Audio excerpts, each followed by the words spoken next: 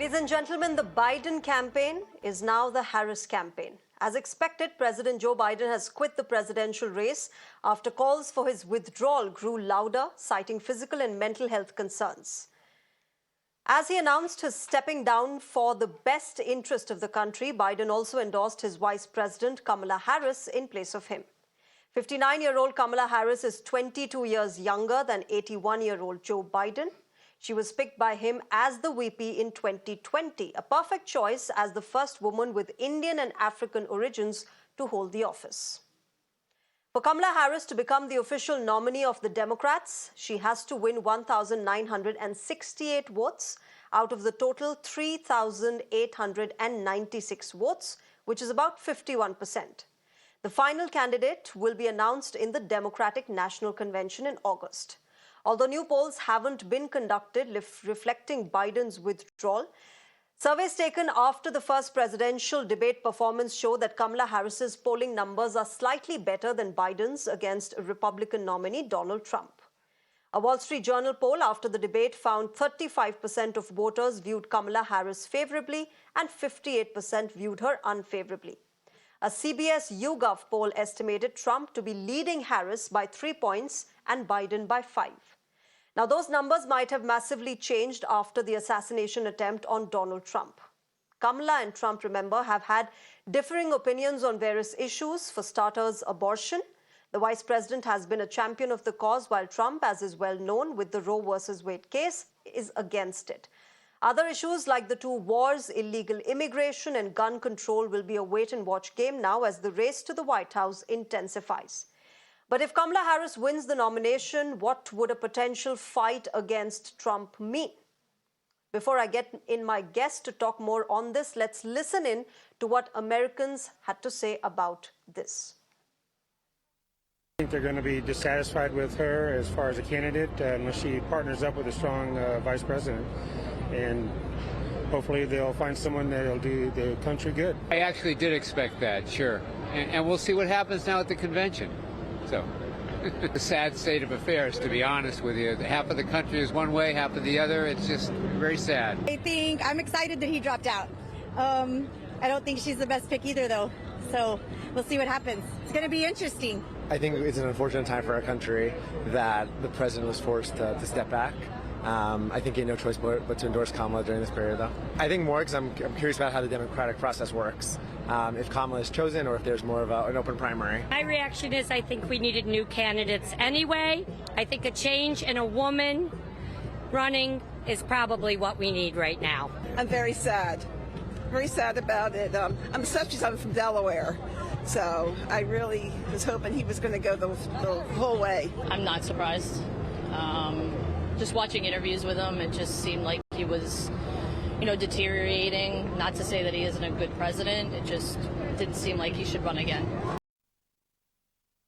All right, so mixed reactions coming in from American citizens. But let me get in my guests at this moment. Vibhuti Jha, former Republican candidate for New York Assembly, is joining us on the show. Dr. Michael Owens, Mayor Mableton, is joining us, and Rohit Sharma, journalist at Washington, D.C., somebody who's covered the White House extensively, is also joining us. Good evening and namaskar to all of you gentlemen. Thank you very much for joining us on Mirror Now. Vibhuti Jha, let me start with you. Have the Republicans now finally found a stronger candidate in Democrats with Kamala Harris coming in? Thank you for having me over here. I wouldn't know about the strong or the weak. I only know there is, as a sports analogy, you always welcome whoever your opponent is. You have no choice about the opponent, right? And the matches are won by a dropped catch or an interception or a fumble, which Dr. Owens will relate to given the NFL example. So I would put it this way, that Mr. Biden's departure is something like, this is an unprecedented situation in American political history. For the first ever time, this kind of a scenario has emerged. Republicans would be very unhappy. The convention was wasted attacking Joe Biden. And, I want my money back, as the saying goes, so that I can focus my attack on Kamala Harris. But as you said, Kamala Harris is not quite black. She has an Indian origin, no doubt, but her father was from Jamaica. So there are many people here, the black people opine that she is not quite black. Okay, so another fact that I wanted to present to you. But Kamala Harris, as you rightly pointed out, she hasn't done anything extraordinary as a vice president, to endear herself to the American audiences. She is a woman, the first woman to get a shot to become the president, is romantic an idea, no doubt about it. So it's a very romantic idea that Americans want that a woman should come as a chair, as a president of the country. But her performance has been absolutely abysmal. She has very poor ranking within her own party, regardless of the party politics, as I put it. She did not win a single primary or a caucus during her first bid. On the contrary, she was demolished by Tulsi Gabbard in the first debate that led to her ouster she didn't even poll a percent. So she's not the darling of Democratic Party at all. She is there on a no choice basis because she became the vice president. So I would say that as a Republican, I would only caution Mr. Trump for only one thing, is that be careful with your choice of words by saying that, she will be easier to beat. No, you do not want to say that, because no opponent must ever be taken for granted for all the good reasons that I talked about. And we have to respect whoever the opponent is. So I would put it this way, that Kamala Harris, on this bid, you will see a real surge to the absolute extreme left of the Democratic Party. This is not the Democratic Party where even Clinton or Jimmy Carter would qualify to be as a Democrat. Yeah. In fact, interestingly, this will be the first presidential election in the US since 1976 to not have a Biden, Bush, or Clinton on the ticket. But let me take this across to Dr. Michael Owens. Dr. Michael Owens, for outsiders, this really seems like a stronger united Republican versus a rather disorganized Democratic Party. Yeah, well, thanks for having me on. I would not agree to that at all. As a matter of fact, would like to highlight the fact of just how quickly the entire Democratic apparatus has came in to support our current vice president in a show of support. Already she's raised almost, I think, surpassed $50,000 or $50 million in the past 24 hours, and some estimates say it may go up to as high as $100 million in 24 hours of fundraising. That is absolutely unheard of, but it also speaks towards not just large donors, but it speaks to small donors across the country that want to see her elected. Another thing I want to call out is the fact that she is largely seen as an African-American female. And I think on two fronts, that's very important.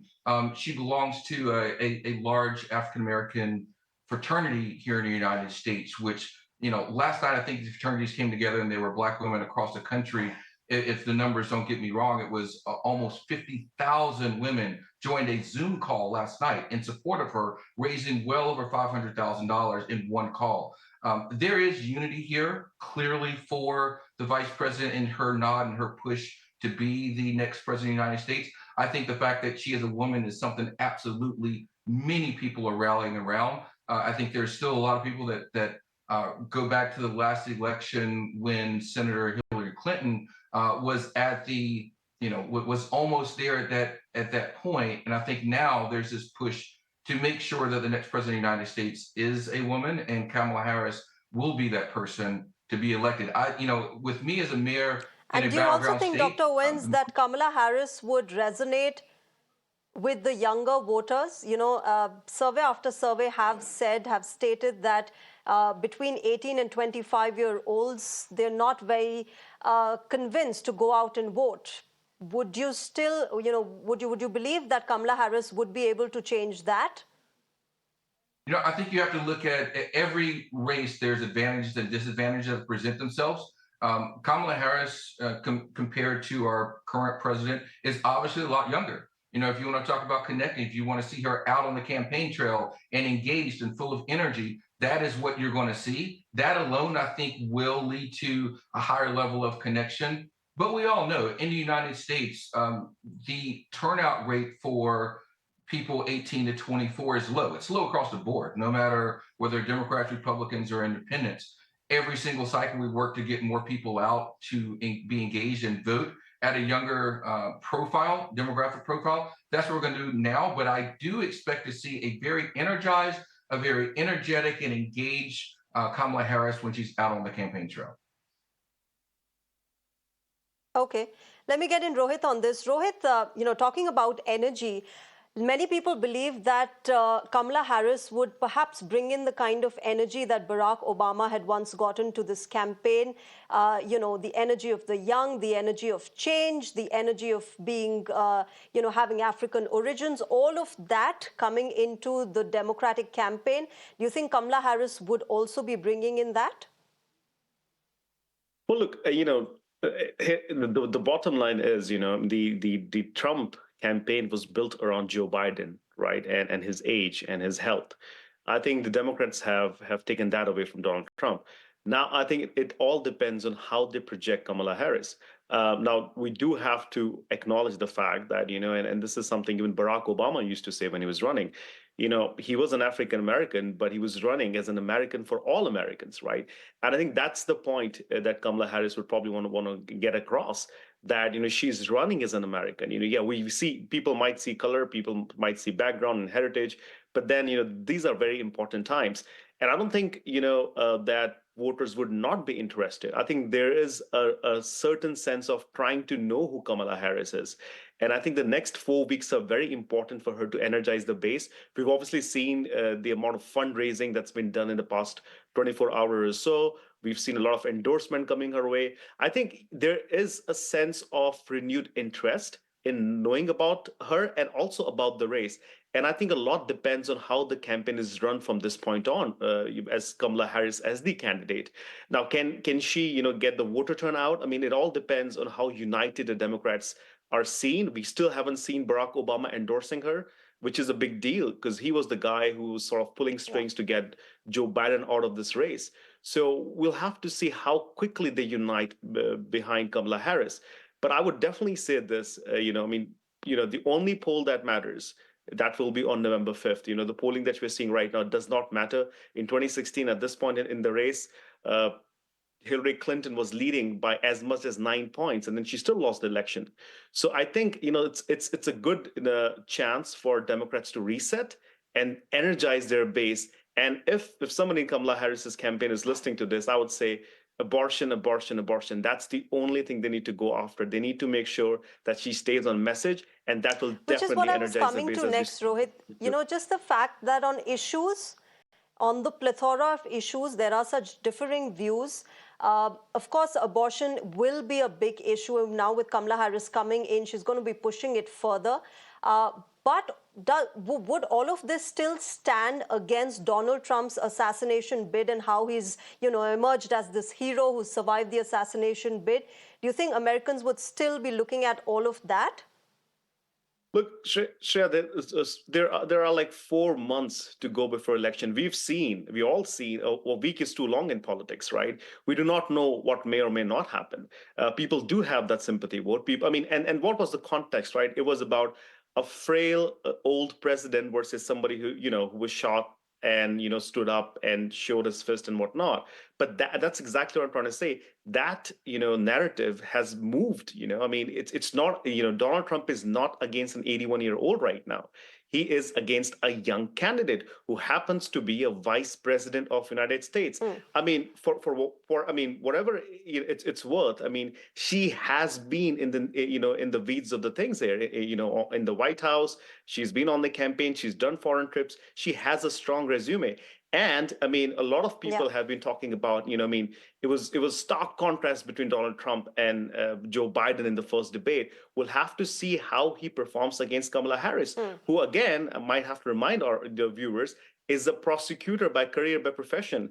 So, the way some of the Democrats are billing it is this is a prosecutor that would go against a convicted felon. And I think that's one of the key messaging that Democrats are relying on.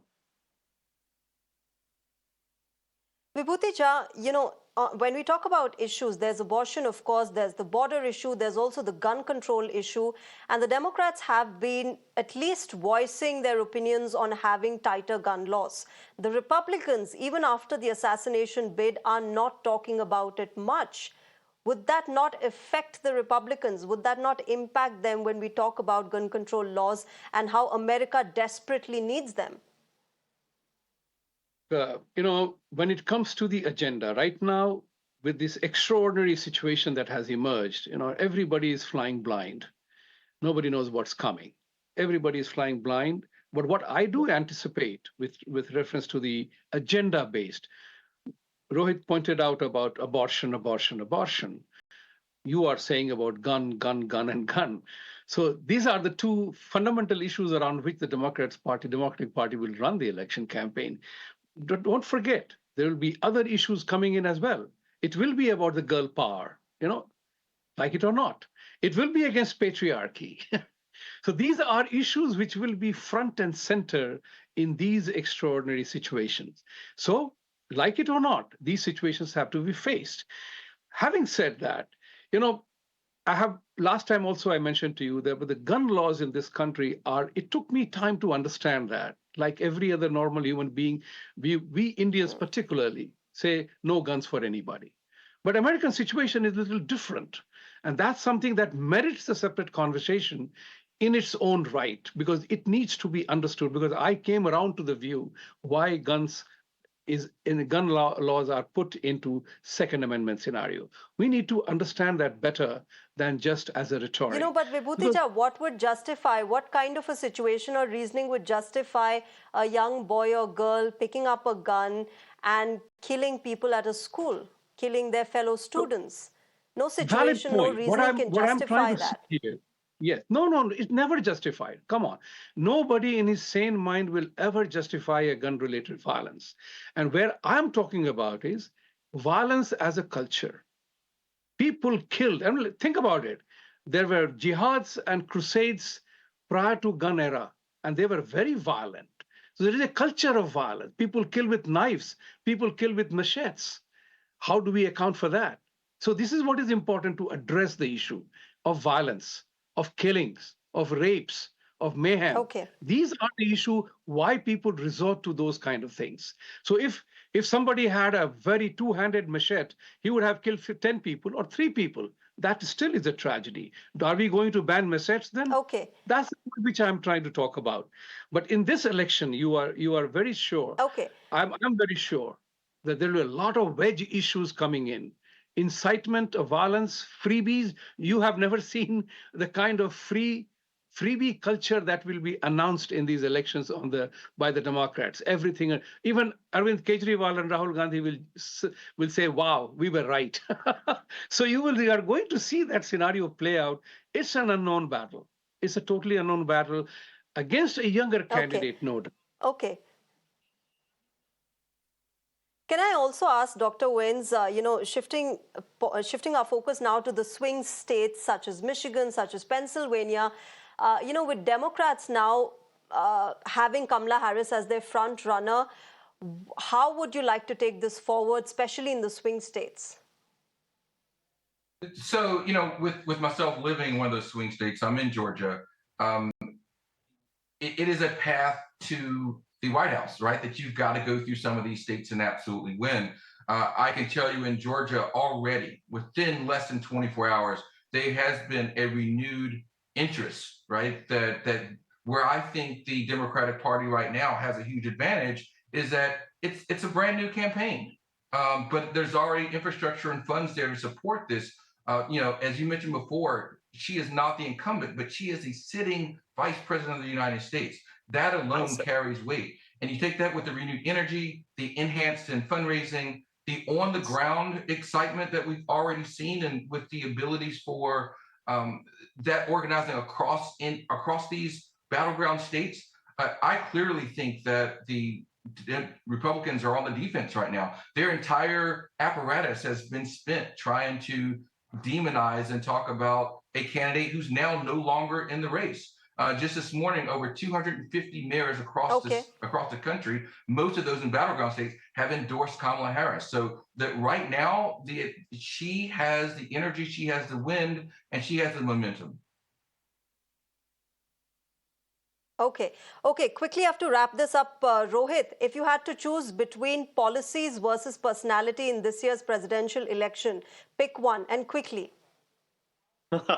Well, that's a tough one, Shreya. I think Trump's definitely got a different set of personality and hence the cult following. I know there are a lot of fans in India that love Donald Trump. But I think, if we're discussing strictly policies, and especially given what Project 2025 entails, I think, Donald Trump, even he's trying hard to sort of, not be seen as somebody who's going to implement Project 2025. I think it's advantage Trump for now. But who knows? I mean, we've got 120 days before the election, so we'll see. So you're going with personality right now? I didn't get that, Shreya, but I'm sorry. So you're going with personality right now, Rohit? Which Not personality so much on would the I policies. Who would I pick, or who would the Americans pick? No, just that person. If the personality of Trump is who is, forging ahead for now at least. Oh, definitely Trump. But then again, I think this is, as we said, there's renewed interest in Kamala Harris. She's definitely, energizing some of the voters. But for now, I think Americans probably see Trump as somebody who can do this job for them in the next 4 years. Okay. All right, we'll leave it there. Rohit, Vibhutija, and Dr. Michael Owens, thank you very much to all of you three gentlemen for joining us on Mirror Now and sharing your perspective. Thank you very much. Thank you. With that, viewers, it's a wrap on Nation Tonight, but news and updates will continue on Mirror Now. Thank you very much for joining us. Up next is my colleague Sneha Koshi with Beyond the Headline.